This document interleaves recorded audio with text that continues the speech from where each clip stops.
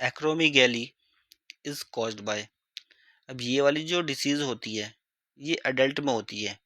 जैसे मैं हूँ, अगर मान लीजिए मेरी कोई एज है, जैसे कि कोई भी बच्चा है, ठीक है, उसने एक ग्रोथ अटेंड कर ली, उसकी एज जो है 21 साल हो गई, उसके बाद उसकी ग्रोथ बढ़नी नहीं है, जैसे कोई ग्रोथ होनी नहीं है, ठीक है, फिजिकल डेवलपमेंट उसका नहीं होना ज़्यादा, हाइट वाइट ये सब नहीं बढ़नी है।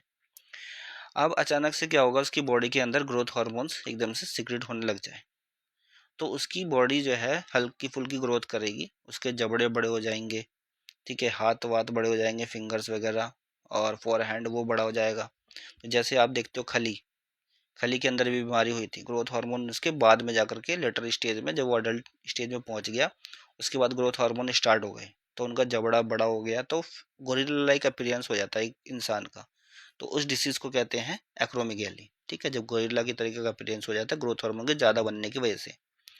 तो एक्सेस ऑफ एसटीएच यानी कि सोमेटोट्रॉपिक हार्मोन्स ज़्यादा बनते हैं, एक तरीके से ग्रोथ हार्मोन्स जो हैं वो ज़्यादा बनने लग जाते हैं, उसकी वजह से ये होता है, ठीक है। तो राइट आंसर है ए। बाकी नीचे भी देख लेते हैं हम क्या है। एक्सेस ऑफ थायरोक्सिन्स, अगर एक्सेस ऑफ थायरोक्सिन होगा तो क्या होगा, हाइपर थायराइड वाली दिक्कत हो जाती है, ज़्यादा थायराइड हार्मोन निकलता है, ठीक है। तो हाइपर थायरॉइडिज्म हो जाता है, और कम निकलता है तो हाइपो उसको कहते हैं, ठीक है।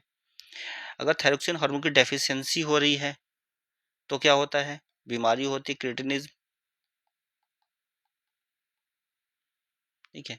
बच्चों के अंदर केस में ये होगा, और जो बड़े होंगे अडल्ट के केस में मैक्स एडिमा होता है, ठीक है, ये अडल्ट के केस में होता है, ये बच्चे के केस में होता है।